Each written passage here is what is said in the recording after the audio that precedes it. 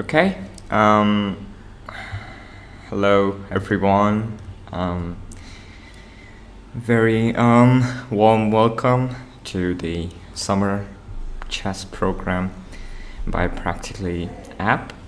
I welcome you all. My name is Rakesh, and I will be hosting today's session with you all. I'm glad to be here and have you all over here. So let's talk about practically a little bit, if you guys haven't know yet. So this is the summer chess program that's going on right now, and as you can see, and about practically, it's a learning app for 6th to 12th grade students, and you can learn math, science, concepts with 3D models, and there are many ways. There are also other things to learn, I think coding and everything else. So on the screen you can see how you can enroll with the summer program. You can download the app from your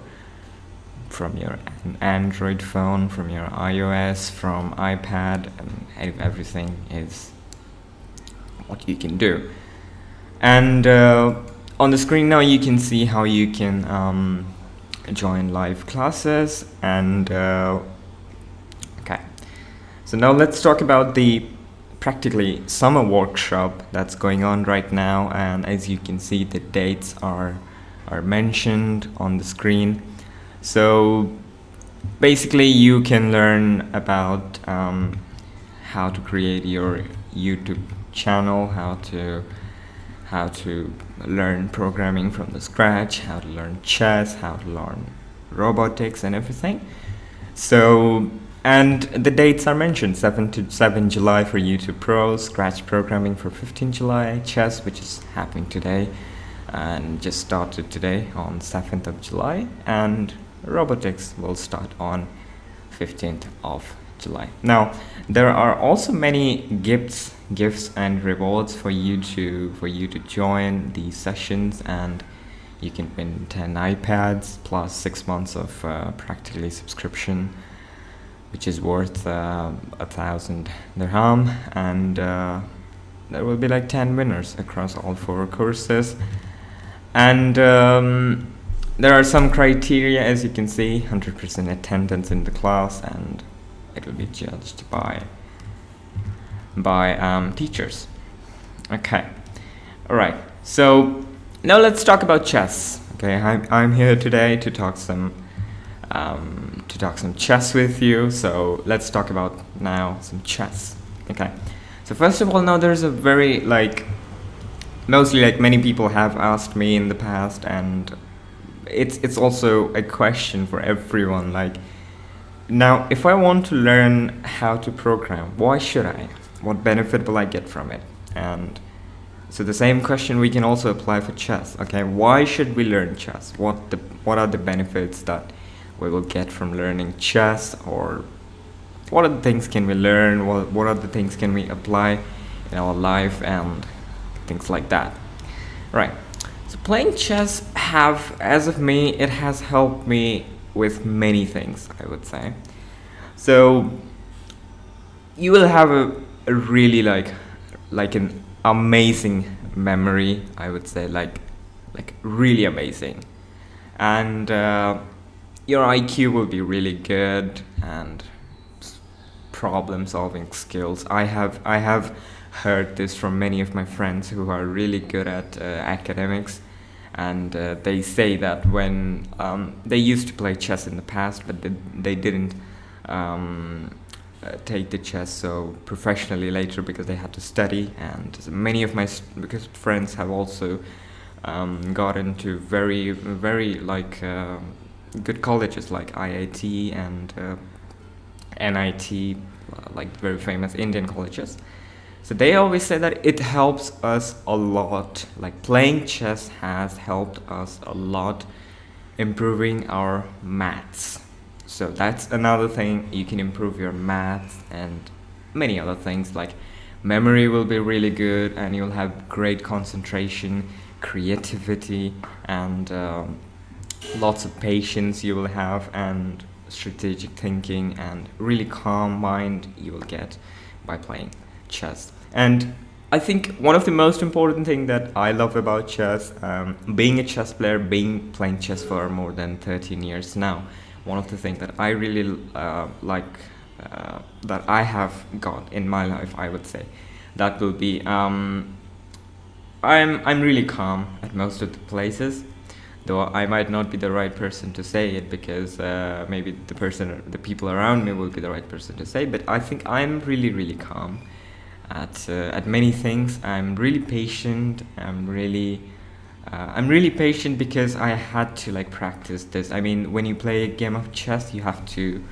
play for like 4 hours. Sometimes it's 7 hours, and the matches we see. For example, now in Dubai, there will be the World Championship match in November, played between World Champion Magnus Carlsen and World Champion Challenger Ian Nepominazzi.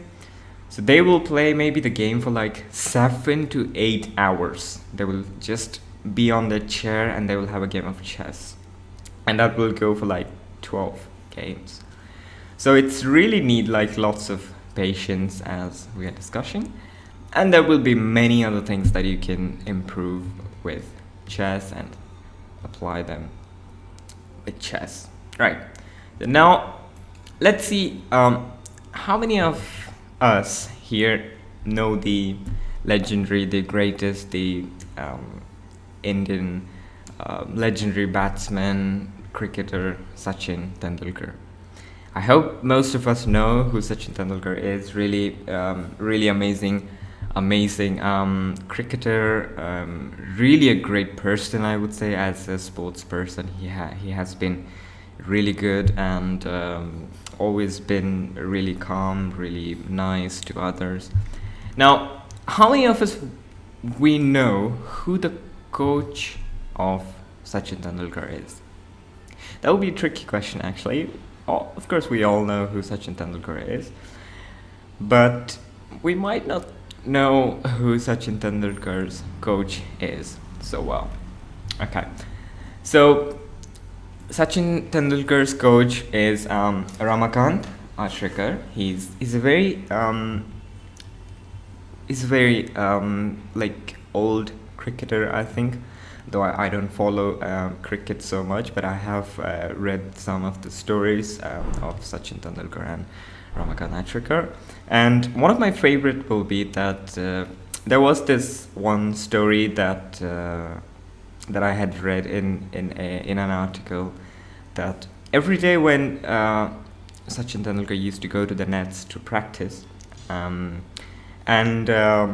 after the practice, Ramakant sir will just have 1 rupee coin, and they will put it above the stumps, remove the bails, and he will put the coin above the stumps, and he will challenge any of the bowler. Like, if you can bowl Sachin Tendulkar out, then you get to keep the coin. And I think Sachin Tendulkar has a huge collection of those coins, and no one ever had that ability to bowl him out. It's really amazing how he has worked hard, and also the great impact and great motivation, great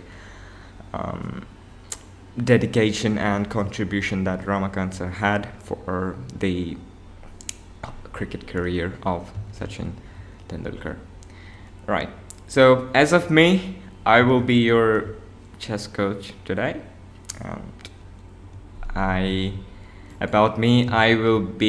My name is Rakesh Kumar Jena. I'm an international master in chess. I earned the title in 2017. Before that, I had few Asians, Commonwealth, and World achievements, and I've also played for the under-16 Olympiad team for India in 2017, and I have got a silver medal in National Under-19 in 2019, and I will not talk so much about me. So you're here with me today. I'm International Master Rakesh Kamajana, and I will be taking you to some of the interesting chess topics today. And if you have some if you have some desire to learn some interesting topic, then you can also write them down on the comment. I'm quickly going to watch what comments we have got till now. And let's know a few of the amazing chess grandmasters, amazing chess players around the world for now. So as we can see on the screen, there are 3 grandmaster mentioned. I think Abhimanyu Mishra is the latest one, and he holds a Guinness World Record now, I would say, because he's the youngest grandmaster in chess as of this date. Before it was Sergei Karyakin, who was World Championship challenger before, and he is one of the top chess player in the world. I think probably world top 10 he will be. And Abhimanyu Mishra from the US, United States, broke the record recently, I think before a few days. And so we have Abhimanyu Mishra, a really talented chess player who is going to achieve so many things right now in future. Sergei Karyakin, who is one of the guy who plays every day against Magnus and Vishy Anand and such strong players. And below we have Pragyananda R, the Indian young gun, we can call him. Really talented player, and I have seen him playing when he was like, I would say this much, really tiny. He used to have like these 3 chairs to sit on them and play. And he has worked so hard over the years. He has worked so hard and to achieve the title Grandmaster. He was also the youngest international master in the world for a while, I think in 2016, when he was just 11 years old. And now I think he is probably 15 or 16. And he is a gem. And yeah, so this is all about a short intro about chess, about your chess coach, about this great learning app practically. And now let's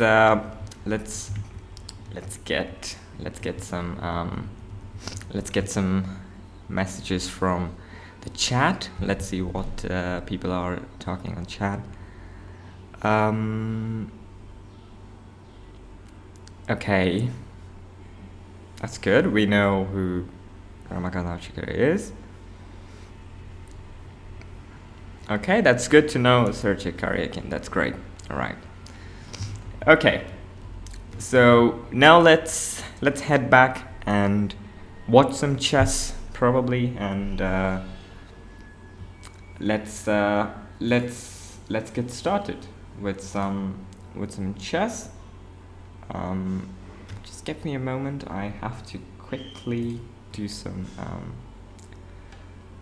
1 second.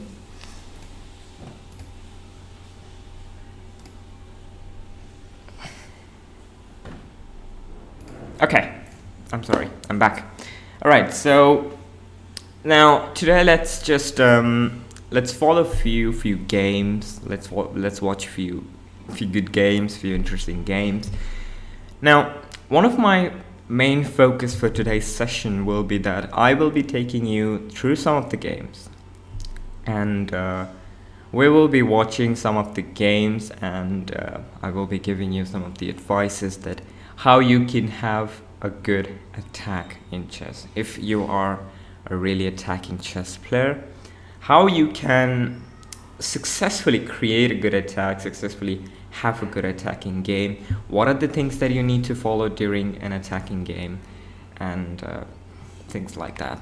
Okay, so few of my greatest tips for you guys will be that if you are attacking, if you are going to some like good attacking chess games or something like that, also in normal games, but let's speak about attacking chess games here. If you're going for some attacking chess games, it's always good to have all your pieces ready with you. Now, this is a very fun example that I give to people when I try to explain like how we should attack and why every piece, even a small contribution from a small piece matters.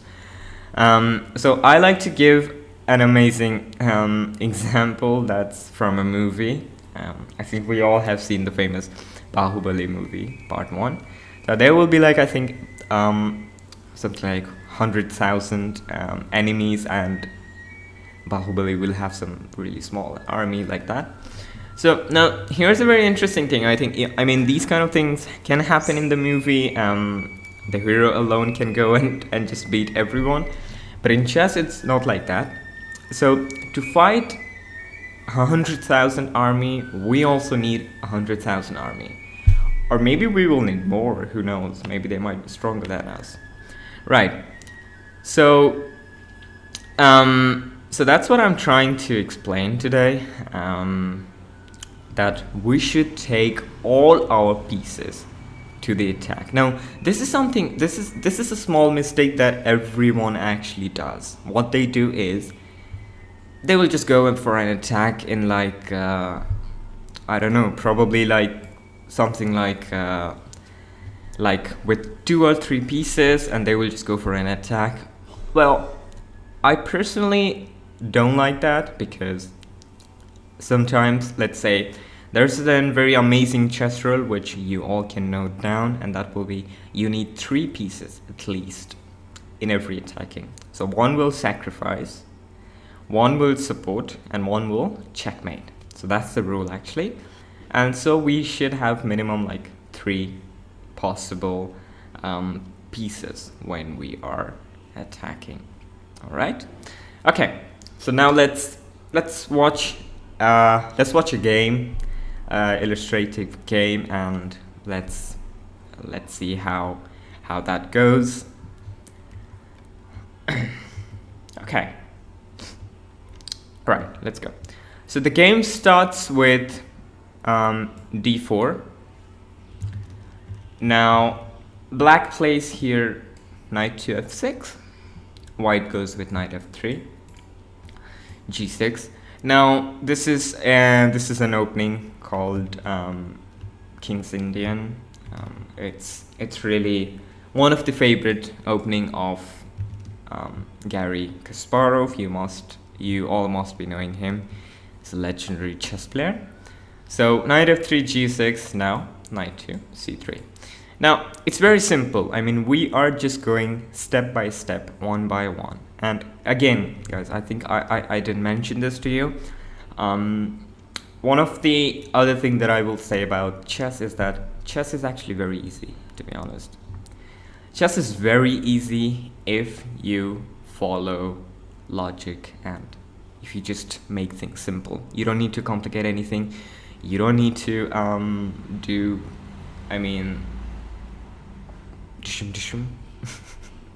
you can just play simple chess and have an amazing game. Now the idea of knight c3 will be that very simple. We have 1 pawn, these are the central squares, we have 1 pawn on d4, and we are playing knight c3 because right now we cannot play e4. Black will just take our pawn, knight into e4. So we need to play knight c3 with the idea of e4 and have an amazing central control, and that will help us throughout the game. Now black prevents that. Black plays d5. Now after d5, we no longer have the possibility to play e4, so we are not sticking to that. We are going bishop to f4. That's pretty straightforward. We want to develop the pieces, and also it's really important that we must develop all our pieces, castle the kings, connect our rooks within 15 moves. Starting of the game, we should finish every development within 15 moves. Okay? Right. So in this position, we have, how will we castle? We can go e3, make this bishop play on e2, bishop e2, and then castle. But the problem is, after e3, this bishop is stuck because of this pawn. So one by one, we should also prioritize the development, like which piece when to develop. So bishop f4 right now. And after bishop f4, now we are simply going for e3 next move and just get the bishop out. All right, so black also develops the bishop, bishop g7, now e3, with the idea of getting this bishop out and then castle the king. Now here, black plays a very unusual move, which usually isn't played, that is bishop to g4. Now, bishop g4 is not so bad, also not so good. Why it's not so bad and why it's not, I would say like, why it's not so bad? Because it just develops a piece. That's why it's not so bad. Usually, I just like every time when a piece is getting developed or something we're doing for development, I love every move like that. Bishop g4, I would say, is a good move. But also, it's a little bit, I would say like, little bit bad. Because we can go for h3. Bishop into f3 is forced because you cannot go back bishop h5, and also I think you guys can take some time and tell me on the chat what's wrong with bishop h5, why we can't go bishop h5, what's wrong with that. Okay, let's wait for like 1 minute or 2 minutes probably. Possibly 1 minute and see.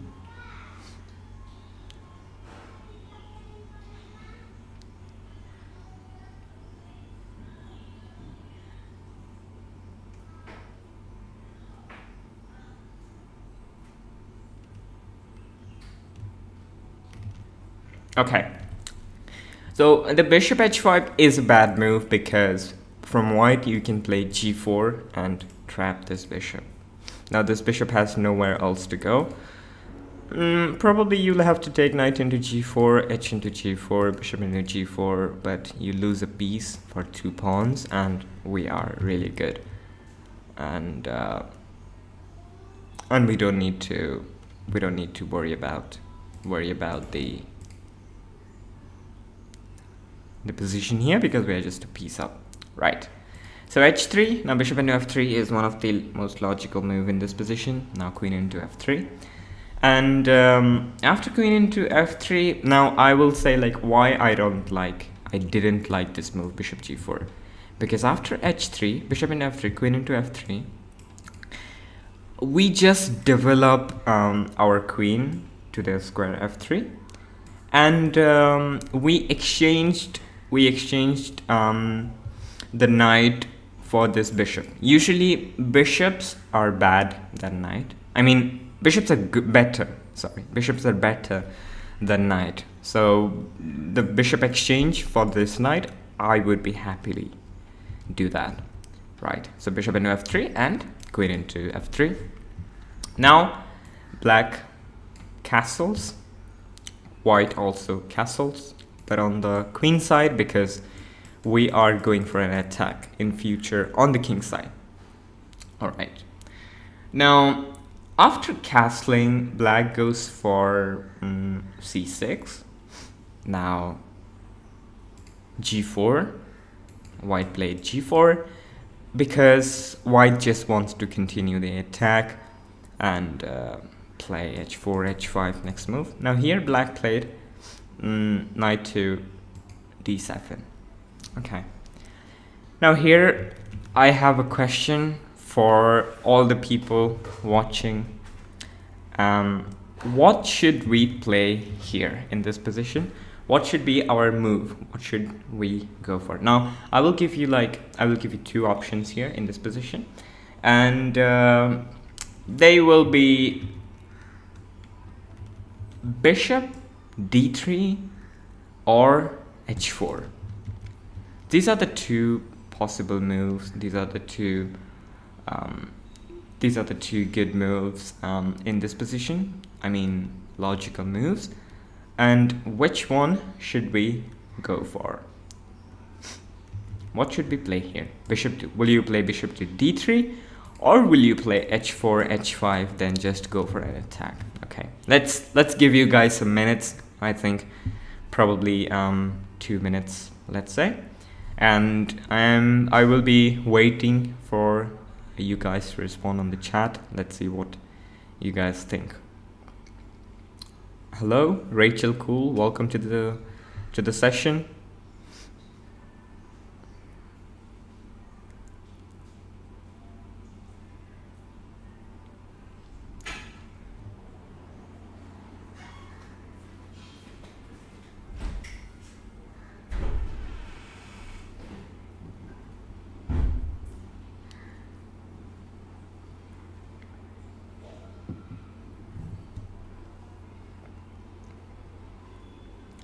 Okay, let's wait for a few more minutes.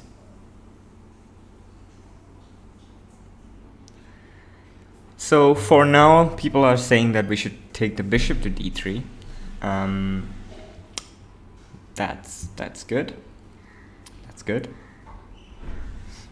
Yeah, I think I also like the move bishop d3, to be honest. And okay. Yeah. So we should definitely play bishop to d3. We should definitely do that. Because as I was saying in the beginning, guys, that h4, moving the pawn, leads to a great attack. h4, h5 takes, and many things can happen on the queen side. But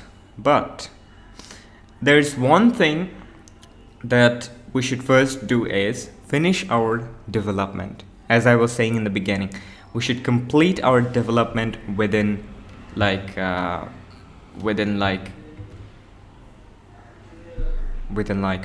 moves, and 18 moves max that we should complete our development within. And now what's the perfect development will be in a position after bishop d3? I think the perfect development right now we got is all our pieces are out. Every pieces are developed. Everyone is doing something. This bishop is watching this diagonal.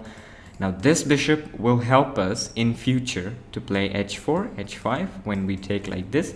This will have a great impact on this diagonal. Okay, so that's why we also developed the bishop. Now this knight is protecting our king on the king side. Now every time we should at least have one piece near our king. So now the knight is on c3, and it's helping the king in many ways. For example, the queen cannot come to a5 and do some attack because our knight is defending here, so it's a great defender. And now the rooks are connected, so it's a great thing. Now we can have a perfect game, a perfect attack. Right, so bishop to d3.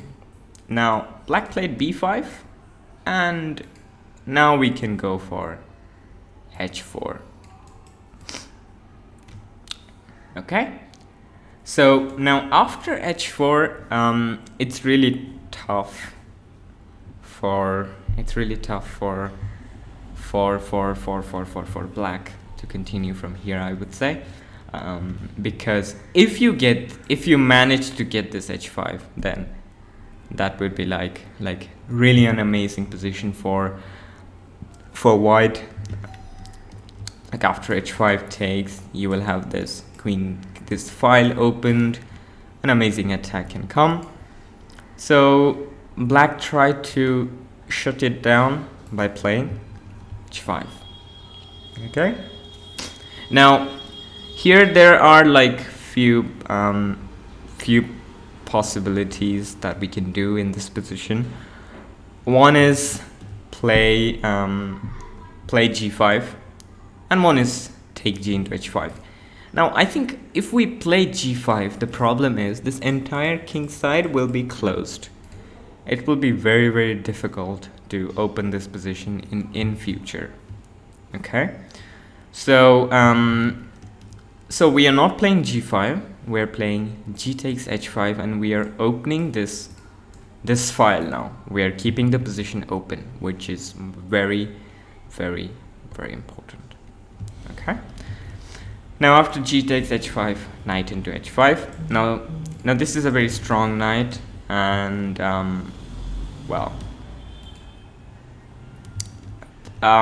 so we have to remove it somehow, this knight. So we are playing rook dg1. Now again, we are not wasting any time, we are not wasting any pieces. We are getting everyone involved in the attack. Now let's try to evaluate our position. Now this rook is on g1. Now it's playing on this file. It has like an open file. Rooks are good when they are on open file. Now this queen has an amazing, is like, I would say it's on an amazing position. This bishop is have an amazing diagonal, and I think we just have a perfect position right now, and we can have a perfect attack anytime sooner. So I think what white really wants to do right now is to go rook g5, then rook takes h5, g takes h5, queen takes h5, and just probably just checkmate on the king side, right?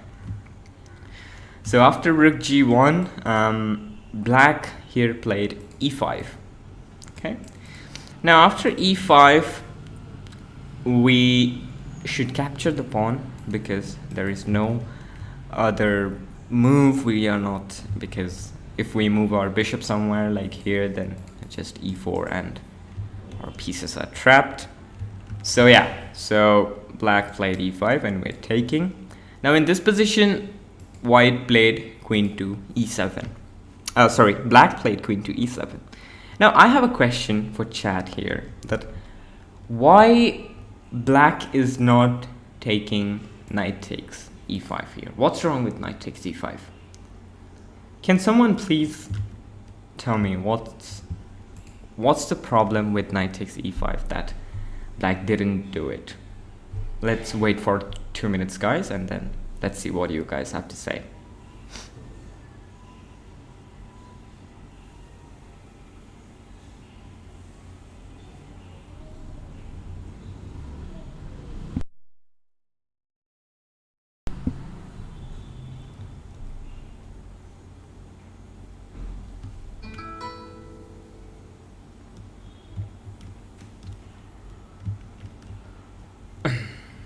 Okay, so we got one response from the chat that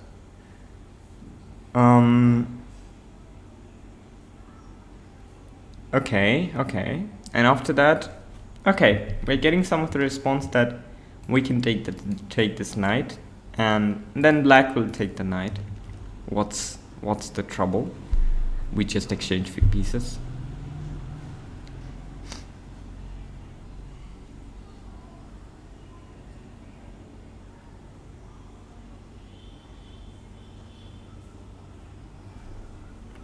Now there is a very interesting move.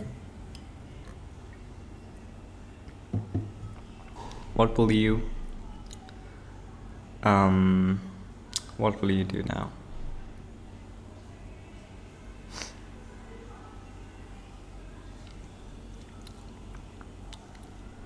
Okay, let's take 30 seconds more, and then we will probably discuss.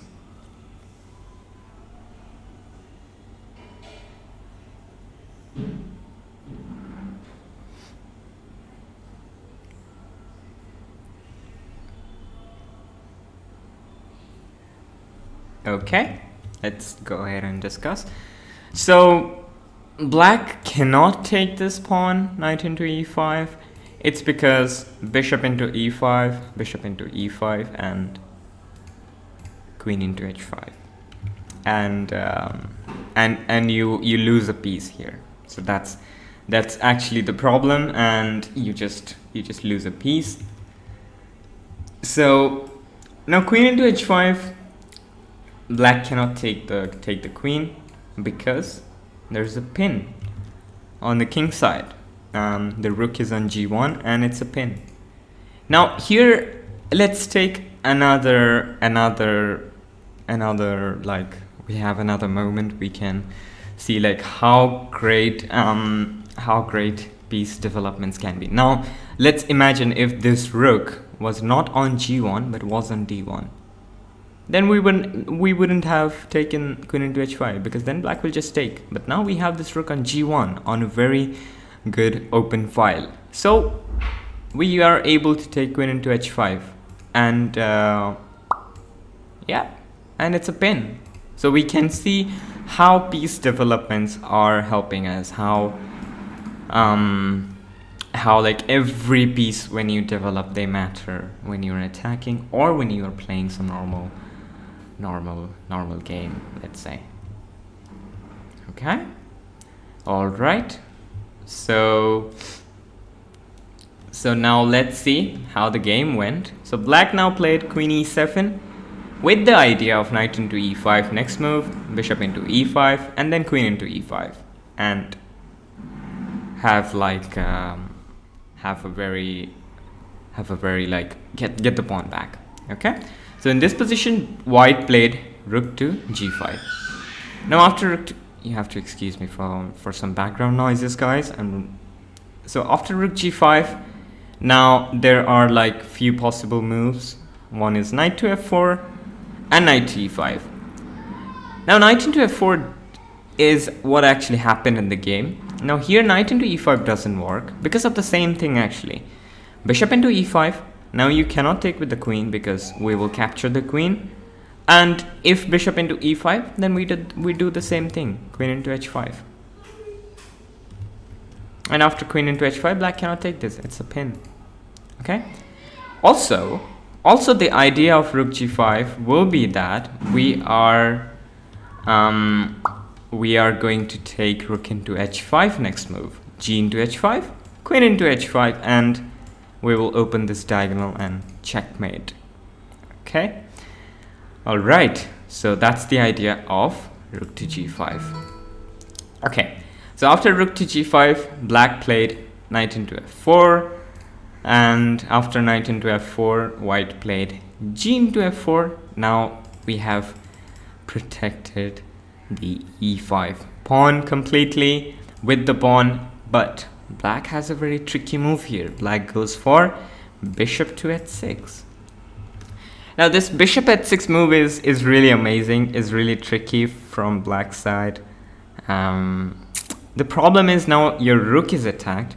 Also, we all know that this rook has like 5 points and this bishop has like 3 points, so definitely a capture of the rook will be good for black, will be in black's favor.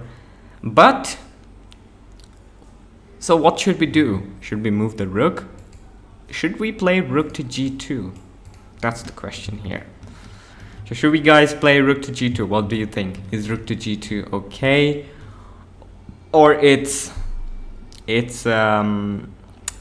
not good and black has some reply for rook to g2? So the question here is, what will black play after rook to g2? Let's wait for people to say on the chat.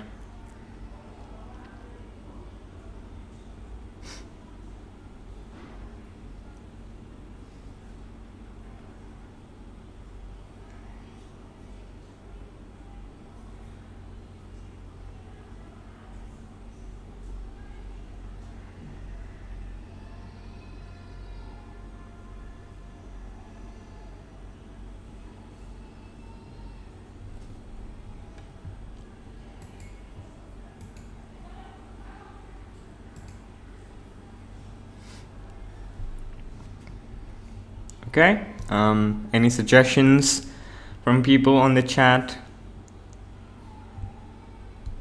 It's okay. Okay, we're getting some answers that rook g2 is okay to play. Let's wait for a few more.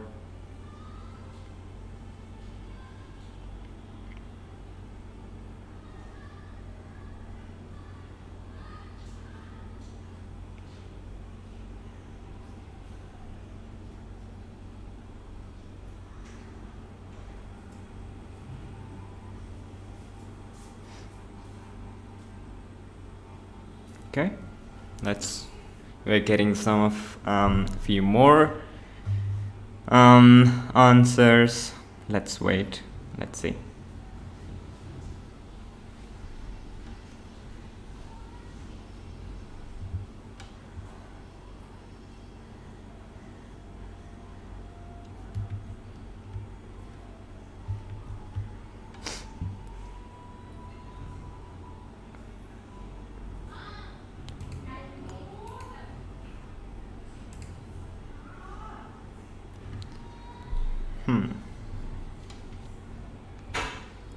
Okay, let's wait for like 30 seconds more or 1 minute more.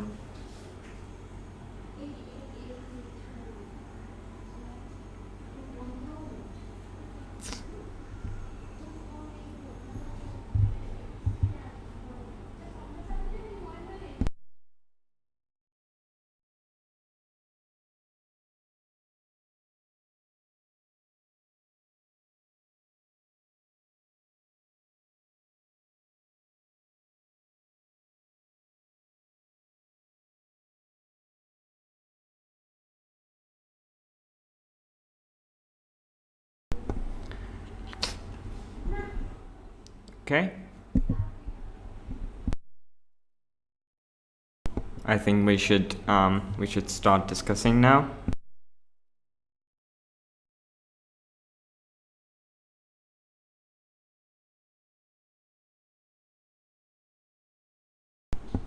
Okay, so let's discuss. So some of the solutions that we got from the chat was that it's not okay because black bishop can take this white pawn.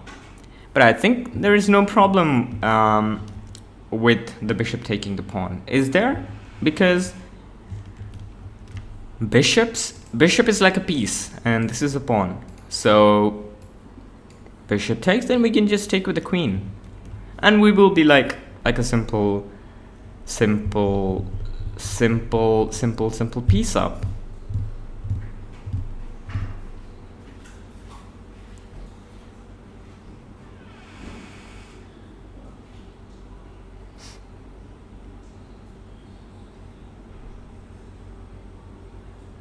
That's right, Rachel Cool. Rachel Cool got the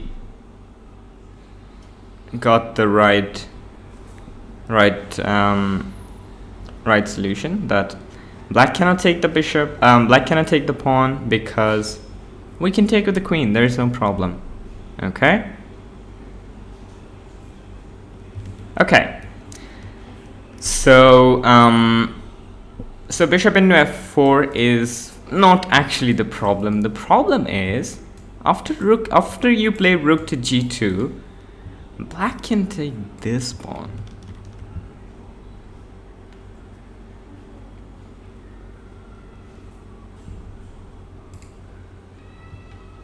Okay, so that's actually the problem. Black can win your e5 pawn.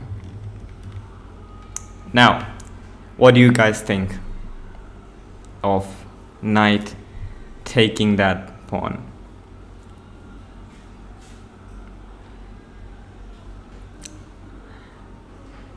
Let's wait for some of the people to comment something on chat.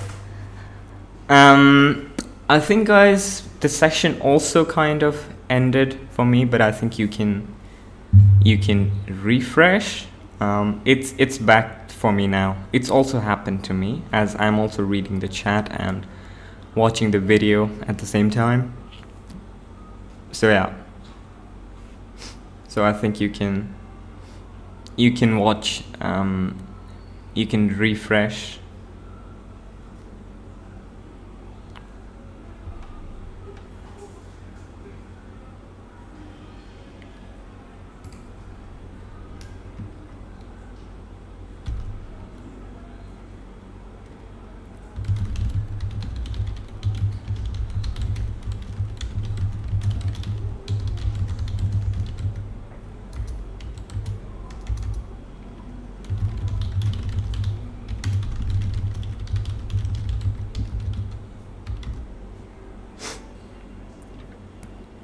Okay.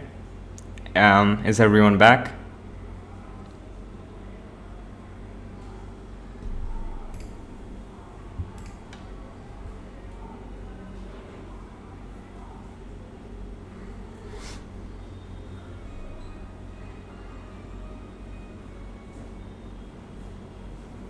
Okay. So yeah. So that's what we were talking, that after you play rook to g2, the main problem is black will take knight into e5. Now after knight into e5, the main thing is that you cannot capture the knight with this pawn because that's an illegal move. This bishop is pinning that pawn on f4. So this is not possible, and we are just giving away the pawn. Okay, so that's actually the problem with rook to g2, and knight into e5 is watching. So now can people please tell me on the chat that everyone got this, because there was some issue with the internet. So I just want to make sure that you watched everything that was explained. Please just let me know on the chat, on the comment.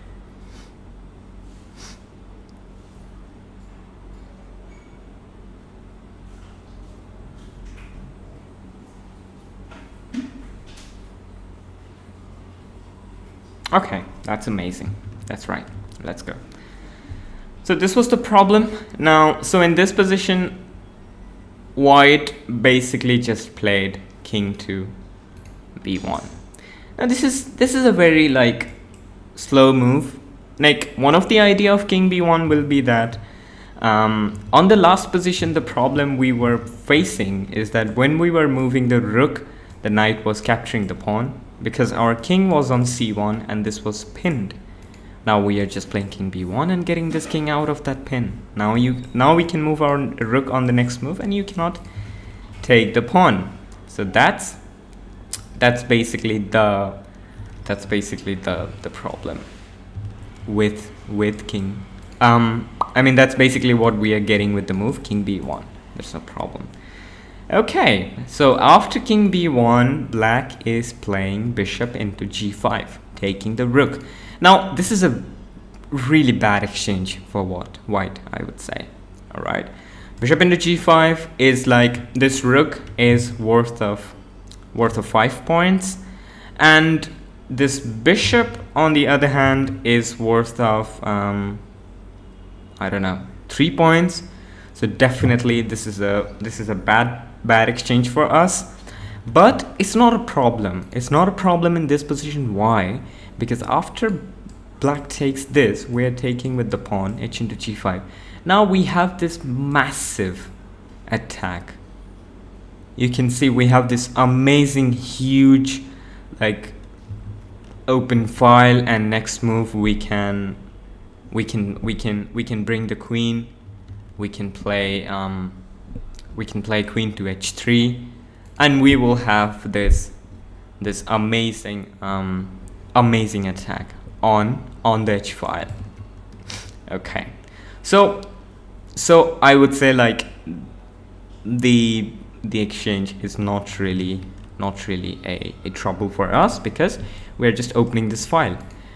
Now the next move after h into g5, our idea next move is to play queen to h3, queen to h7 or h8, and checkmate. So black plays king to g7. Now this is a very defending move. Now when we play queen to h3, rook can come to h8, and this rook is protecting this rook. We cannot take queen into h8 because of rook into h8, and white will able to defend everything on the king side. All right, so king g7 was played in the game, but now we shouldn't be playing queen to h3. Queen to h3 will be a bad move because the rook can come to h8. Okay, so what are we doing in this position? We are playing f5 here. Now another I will say, now in this position, let's try to think a little bit. We have this rook, amazing rook on this open file. This bishop is having some control on this diagonal. We have everything under control. This queen is ready to attack anytime sooner or later. Now we need to bring few more pieces to the game, and that's why we are playing f5, bringing another pawn to the game with the idea of playing f6 next move. That's right, f6, and just attack your king and queen. So now after f5, black took the pawn, queen into g5, and now we can play f6 check. Now the king will have to go back to g8. Now we have that opportunity. Now after f6 and king g8, now we can go queen to h3, because now this king is not able to come, like this rook cannot come to h8 because the king is covering the rook, right? So after queen h3, there is checkmate in one move, and black has to play queen to h5 now in order to prevent the checkmate. And now we have two options. One of them is queen into h5, g into h5, and just take the pawn. But we have to also know one thing, that in this position, also one of the other rule that you guys should always remember, that when you are attacking, try to prevent queen exchanges, because queen is a really amazing piece that you can use to attack in your game, attack in your position when you are attacking. So yeah, so you should like keep the queens. Okay, so queen into h5, I don't like that much because it's just exchanging our queens. So here white played queen to g2. Now the idea of queen g2 is again very simple. We are simply attacking the queen on h5, and what will black do? Black has to move the queen somewhere, because or else we will just take rook into h5. So black has like few moves. Queen into e5, I think one of the possible move. Queen into e5. Now in this position, let's give you guys some minutes. All right, let's see guys what do you come up with. What do you think white should play here? How should white continue in this position?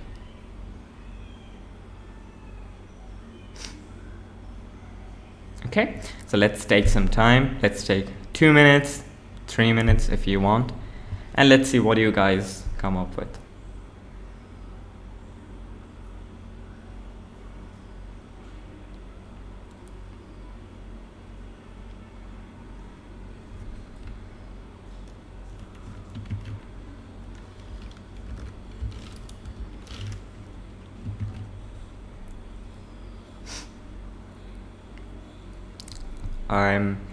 I'm waiting for people to comment something on the chat.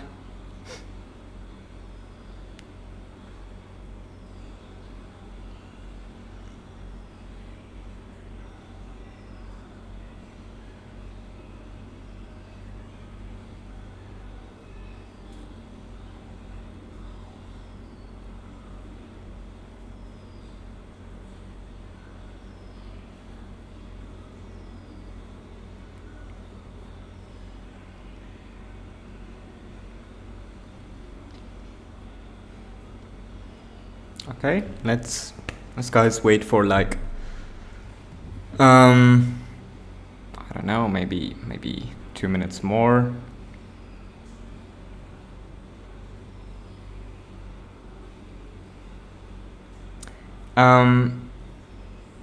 Okay, no issues. Your name is just a little bit confusing. Rest me Elizabeth John. Did you mean the pawn? I think you confused the pawn with the queen on your message.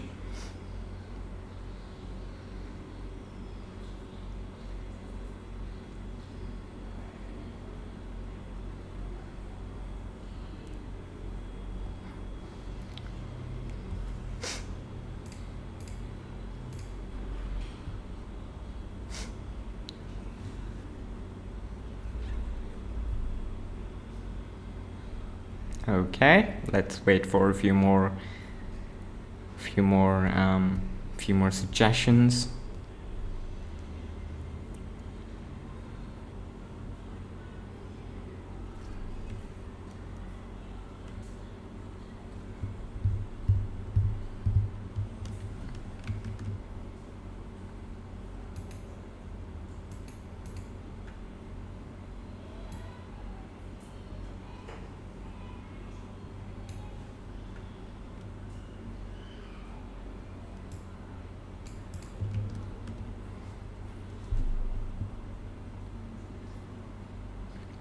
Okay, so I think we should go ahead and discuss now, guys.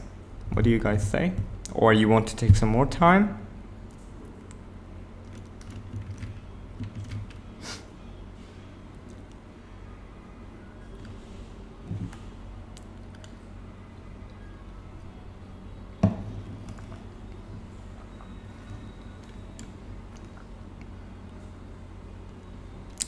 Okay, now let's guys discuss. Also, one of the other important things that you guys need to remember is that every game you play, you get some minimum time. Okay. For example, there are many formats in chess game.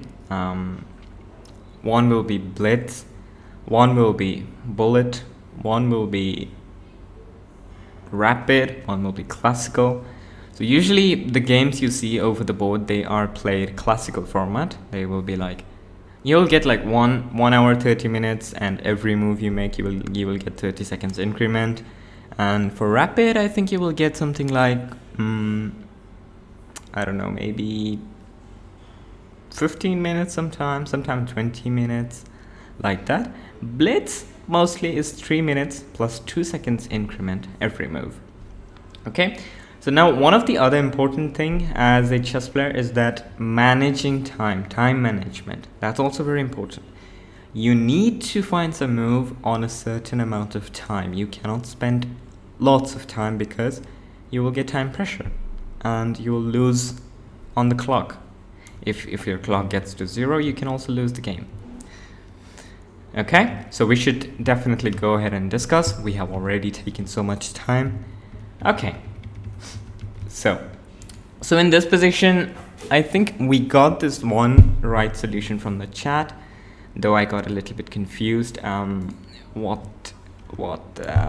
think there was some confusion with the notation, but we can take this pawn, bishop into g6. Okay, now after bishop into g6, if black takes the bishop, f into g6, then queen into g6. And it's a checkmate. Now the king cannot move anywhere, so it's a checkmate now. So black will not take the pawn, but take the bishop. If black takes the bishop, then it's just a checkmate. And if black doesn't take the bishop, what will black do? Black will go knight into f6. Then now you can play bishop to h7 check. It's a double check. Okay, and now after bishop h7 check, king goes to h8. Now bishop f5 check. Another check. Rook on h1 is now giving the check. Now you can see the beauty of all the pieces are doing something on the game. This king cannot come to g8 or g7 because the queen is controlling those squares. Now the rook is giving the check. Now what will black do? Black will probably play knight to h7. Rook takes h7, and I think it's just a checkmate.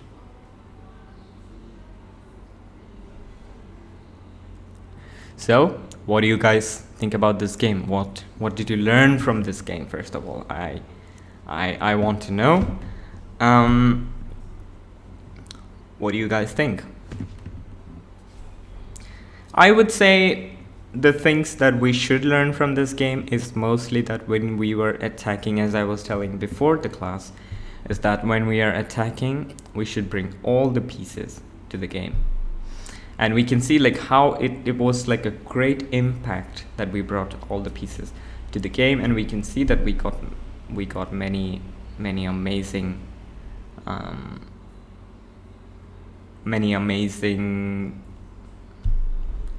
amazing attack. Every piece is doing something right now. The bishop on f5, the queen on g2, the rook on h7, everyone is doing something. So I would say bringing all your pieces to the game is very important. Okay, and I hope that you guys learned something from this game. What I was really trying to explain, I think I mentioned as again, bring all your pieces to the game and go one by one. All right, so can people tell me on the chat how this game was? Did they like it? Did they get to learn something from this game? So that maybe we can see some other position right now that this game is finished.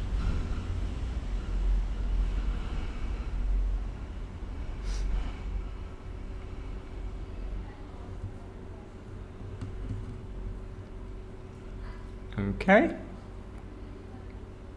Right.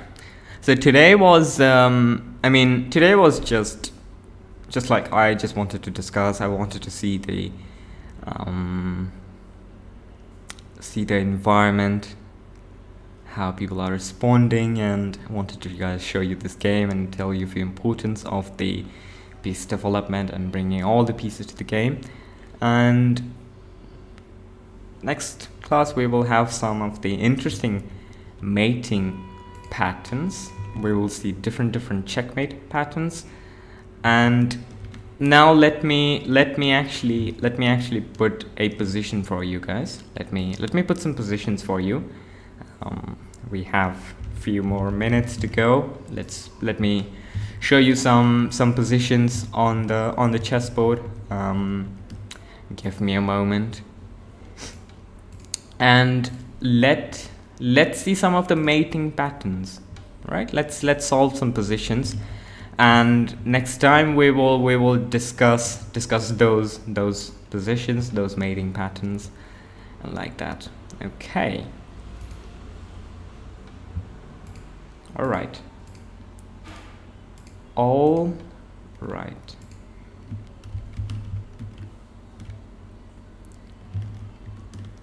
Now I think I have an amazing study on this one.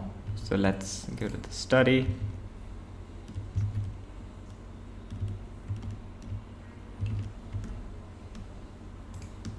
Okay, so let's solve some puzzles, guys. So this position is black to play. What do you guys think about this puzzle? This is black to play and mating 1. What do you guys think black should do here? What move will you play to checkmate in 1 move?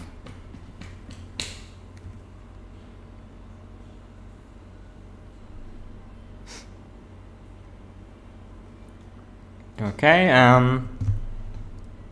get that everyone liked the class. We will have I think we have I will be joining you guys every Monday, every Wednesday. Today is Wednesday, and every Saturday.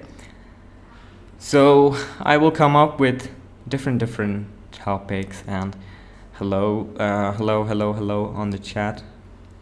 And I will come with some different topics for the next classes, and we will have some interesting sessions every day. So yeah, so let's for now we are actually solving some of the positions. Now we can see the position on the chessboard right now. What do we think about this position? black to play, and checkmate in one move. One move, guys, yeah. Vaishnavi, it's one move, yeah.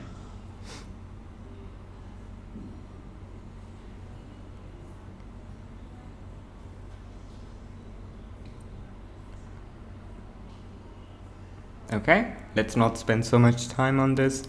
Let's just go for like, I don't know, 1 minute.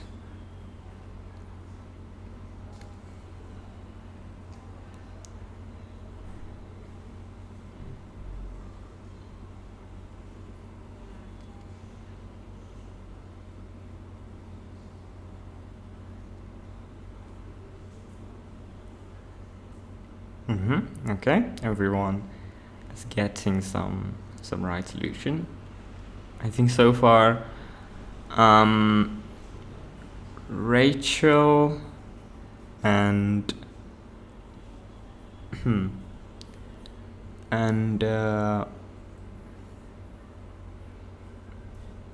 Vaishnavi have got the, and yeah, we're getting some of the right solution. Okay, let's not spend so much time, guys. Let's go ahead and see.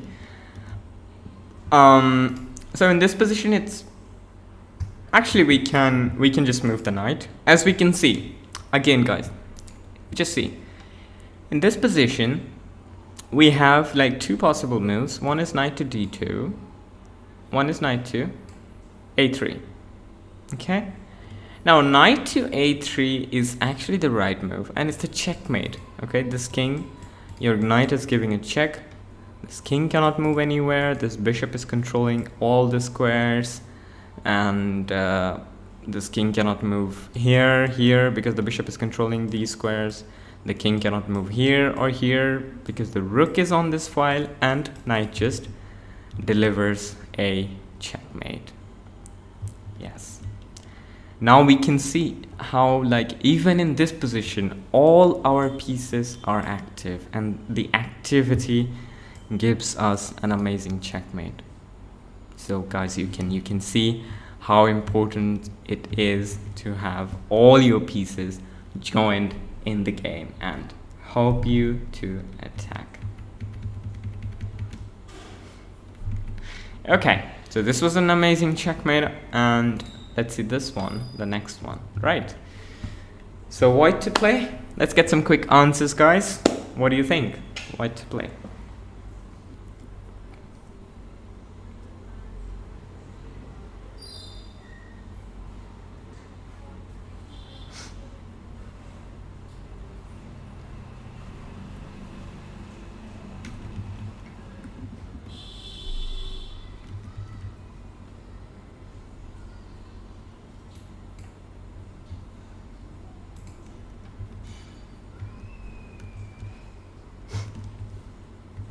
Okay, let's spend like few more minutes, then we shall discuss.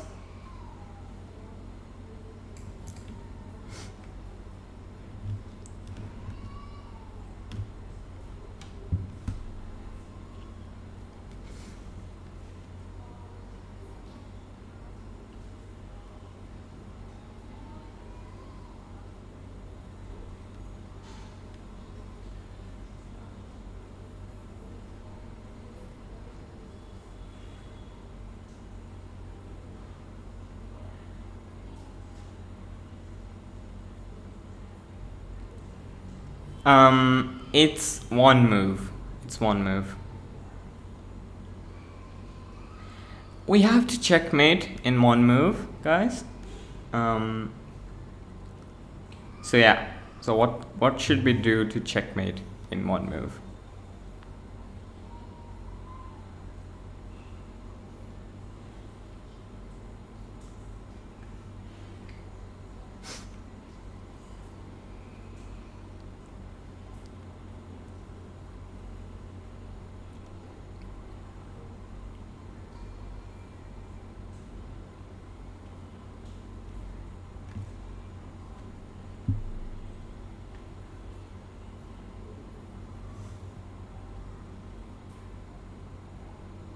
Okay, so we are not getting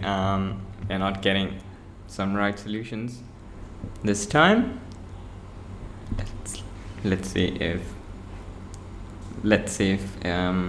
people will get the right solution. Let's wait for a few more, probably 1 more minute. After that, we will just go to another position and discuss.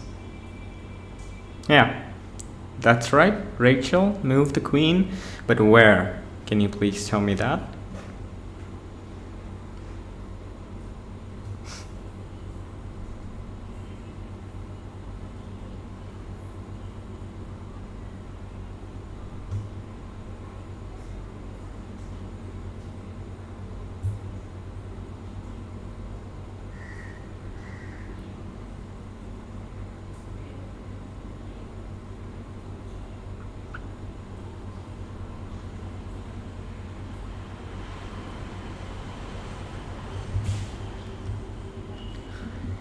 Okay, so let's go ahead and discuss. We got some interesting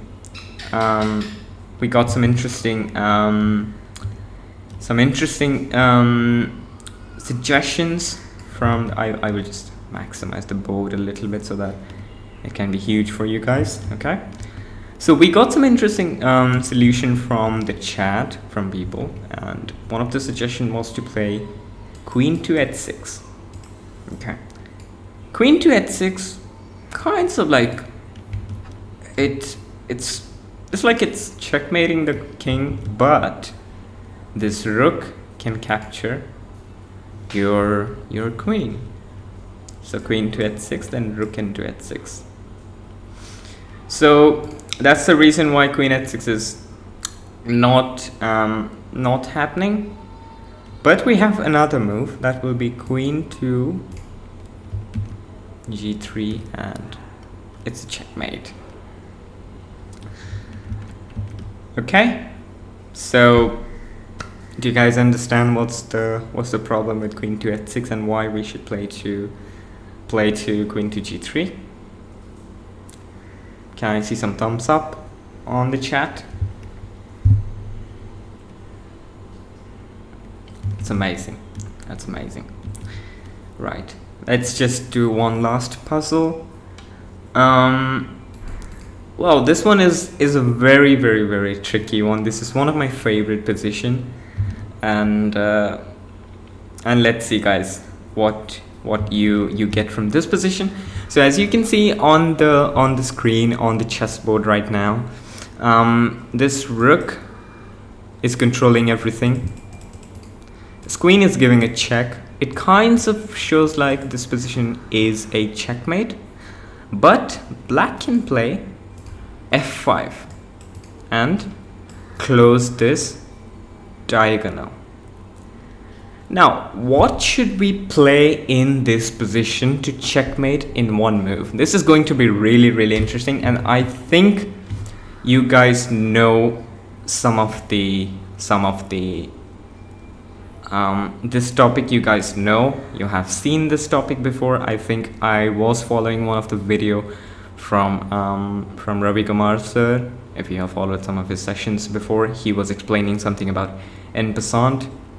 And in this position, actually, that can happen.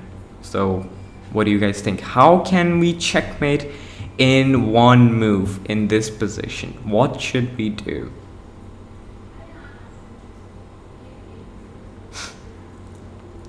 Let's go, guys. Let's go. 1 minute and let's see.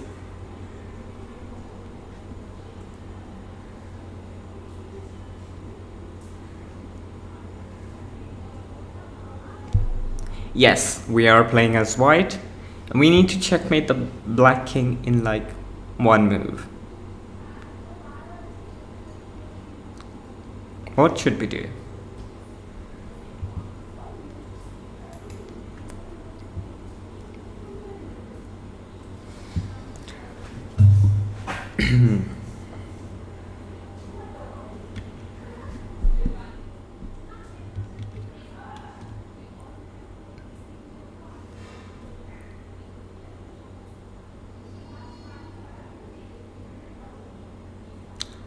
I don't know, Resmi.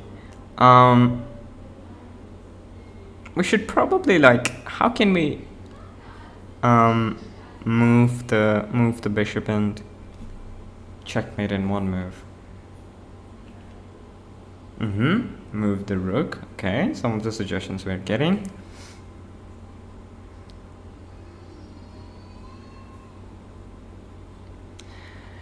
It's possible to get the recordings. I think after the stream ends, this video should be uploaded to the YouTube and you can get the recording, in my opinion. Although I think the recording will be elsewhere, but I think it will be on YouTube as well for you to view after this live stream ends. Okay, so I think probably in this position the response wasn't so great, but this is like really an amazing position, guys. This is a really beautiful position, I would say. So most of the suggestions we are getting is rook to h6. Okay, so okay, all right. But in this position, as I said, guys, we have to checkmate in like one move. So if we play rook to h6, then black can go king to g7, and it's not checkmate in one move, is it? Okay, so what should we do? We should take this pawn with this pawn. Do you think, guys, that's possible? Can we take this pawn with this pawn? Is it possible?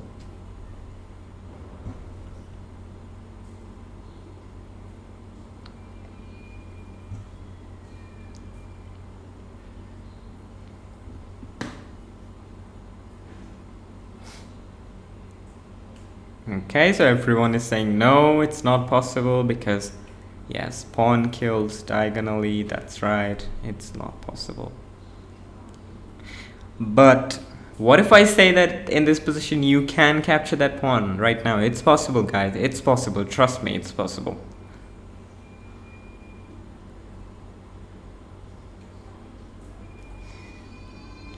Yes, that's possible. How? There's actually a chess rule called en passant. Okay, what is en passant? You can. Does anyone know what is en passant? Can someone tell me on the chat if they know what is en passant? Okay, we don't know. All right. Alright, so maybe on the next session we can see en passant, or also I think there is also another practically session explained about en passant. So let me quickly maybe get that for you. Just give me a moment, guys. Give me a moment.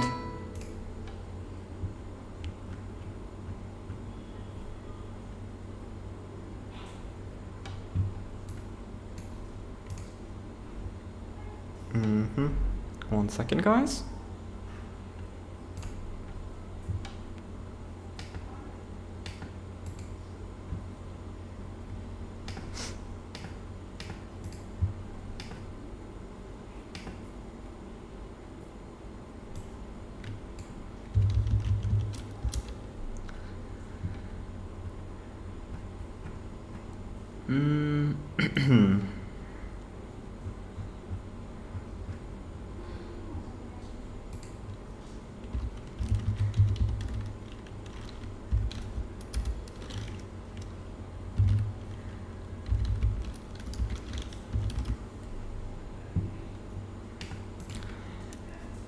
Okay, I'm not able to find the other session on, like, the other YouTube session right now, But I was actually watching that the other day on YouTube. It was given a session by Ravi Kumar sir, and I think maybe we can have it on chat if it's possible, or not. I think we can send it to you later on the messenger group or on the communication group. Okay, so you can guys watch that session and learn something about learn many things about practice, like en passant. All right, so in this position actually we can take this pawn e into f6 and it's checkmate. This is actually a very confusing move. So it's just e into f6. Okay, it's called as en passant. It's called en passant, e into f6 and this checkmate. Okay, how is this possible?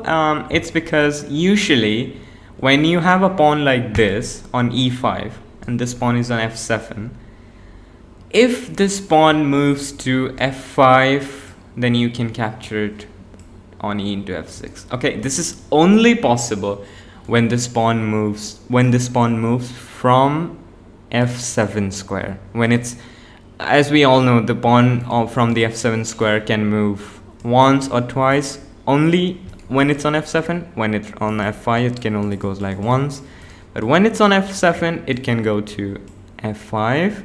So then we can take with capture like this. It's called little something on chess. It's called an en passant rule.